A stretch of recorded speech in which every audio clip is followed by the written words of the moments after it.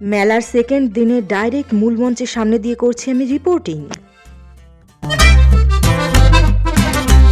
ঢুকতেই এখানে ছোট ছোট মুরগির বাচ্চার সফট টয়েসগুলো দেখতে পেলাম। উফ, কি কিউট এগুলো।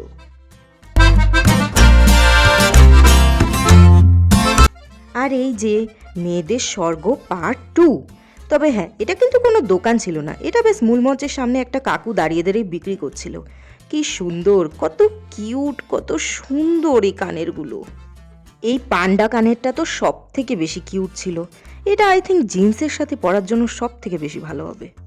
তারপরে হঠাৎ করে আংটি দেখি আমার বান্ধবী এখানে আংটি ট্রাই করতে লেগে পড়েছিল, কিন্তু আমার যে কি খিদে পেয়েছিল না, আমি তাই ওকে বলছিলাম, ওরে ভাই চল চল আর আংটি ট্রাই করিস না, আগে কিছু খেয়ে নি। কিন্তু ও তো শোনেই না আমার কথা। খাবার খুঁজতে যেতে গিয়ে হঠাৎ করে এই একটা সিঙ্গারা টাইপের কি একটা চোখে পড়লো। এটা দেখতে তো সিঙ্গারার মতোই, 20 টাকায় নাকি 6 পিস, তবে দেখতে খুবই কোয়েশ্চেনেবল। ওই জন্য আমরা আর পয়সা নষ্ট করিনি, না জানে কেমনই হবে। ফাইনালি এতক্ষণ পর কিছু একটা খাবো। আর এই দোকানটার নাম ছিল পাঁশকুড়ার চপ। আমি জানি না কেন এই নামটা ছিল, তবে লোকটাকে জিজ্ঞেস করার পর লোকটা বললো যে এটা অ্যাকচুয়ালি আলুর চপ, কি এক ধরনের মশলা দিয়ে বানানো। 15 টাকা পিস, তবে সস্তায় এর থেকে বেশি কিছু মেলায় তো পাওয়াই সম্ভব না, তাই ভাবলাম ট্রাই করেই নি। 15 টাকায় তো জলে গেলে আর কি হবে, তাই জন্য ট্রাই করেই নিলাম। তবে যদি আমি বলি ফ্লেভারটা খারাপ ছিল না, মানে ভালোই ছিল, বাট 15 টাকা নট ওয়ার্থ ইট। ভালো ছিল, খারাপ না। ওই যাই হোক, তারপরে ঘুরতে ঘুরতে দেখলাম এখানে একটা কাকু এই মাটির সবজিগুলো বিক্রি করছিল। সবজিগুলো দেখতে সত্যি খুব সুন্দর ছিল, শোপিস হিসাবে সাজানোর জন্য খুব ভালো হবে। কিন্তু আমি তো এখানে ব্যাস খেতেই এসেছি, ওই জন্য আমি এসব কিনিনি। আর এই যে স্পেশাল গেস্ট, আমি তো দেখেই অবাক, সো কিউট হি ইজ।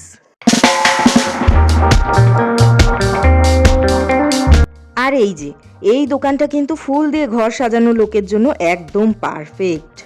কি সুন্দর ফুলগুলো ছিল, সানফ্লাওয়ার ছিল, লিলি ছিল, আরও কত কত ধরনের ফুল ছিল যেগুলোর নাম অবধি আমি জানি না। দেখতে তো খুবই সুন্দর, যতই প্লাস্টিকের হোক না কেন।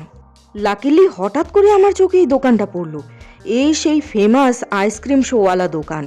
আমাদের মেলাতেও যে এরকম একটা দোকান এসেছে আমি তো জানতামই না, ভাগ্যিস দেখেছিলাম, না হলে এত সুন্দর শোটা তো আমি মিসই করে ফেলতাম।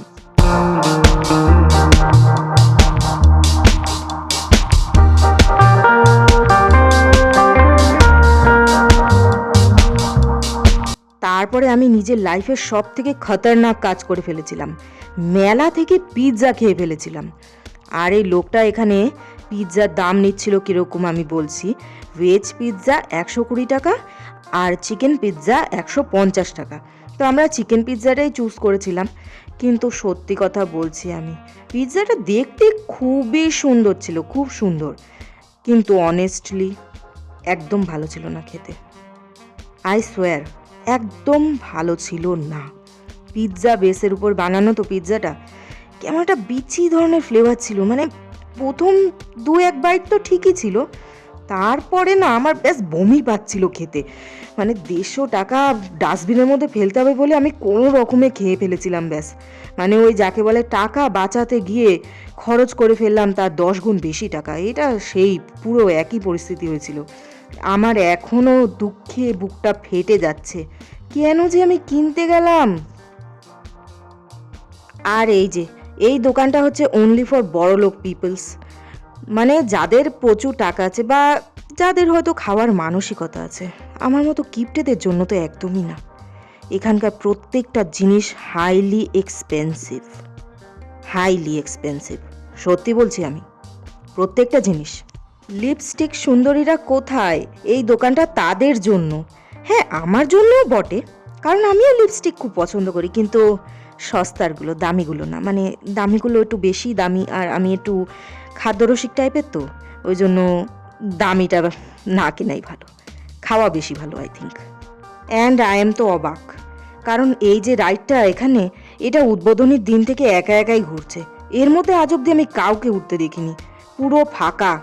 এই রাইডের মালিকের এবার বিরাট লস হতে চলেছে, আমি এটা এখন থেকেই বুঝতে পারছি। আর তারপর এখানে ছিল ফুচকা, 20 টাকায় 7টা, যেটা আমার বড়লোক বান্ধবী খেয়েছিল, আমি খাইনি, দরকার নেই আমার। তারপরে আমরা এখানে প্রদর্শনী ময়দানে চলে এসেছিলাম, যেখানে ফাংশন হচ্ছিল। একটা মেয়ে গান গাচ্ছিল, কিন্তু বক্সের আওয়াজ এতটাই জোরে ছিল যে আমার কানের পর্দা ফেটে যাচ্ছিল।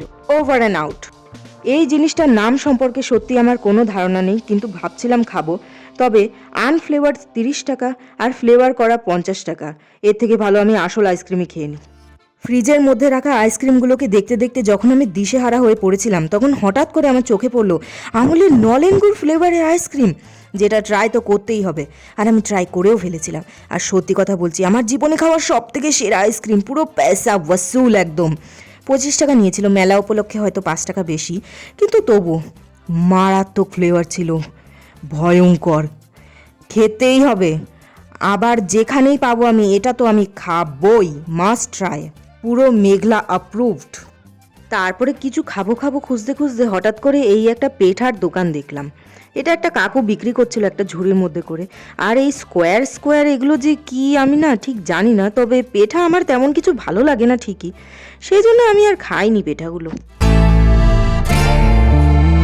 পাপড়ি চাট খাবো বলে সারা মেলা ঘুরেছি, 3-4টে মাত্র পাপড়ি দেবে, তার দাম নাকি 50 টাকা।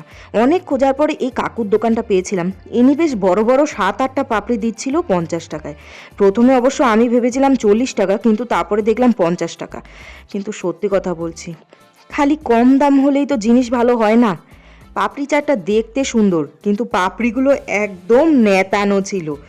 আর পাপড়ি চাটের যে লাল চাটনিটা, ওটা লাল না, সত্যি কথা, ওখানে ফুড কালারের গোডাউন মেশানো, পুরো পুরো গোলাপি হয়ে গেছিল একদম।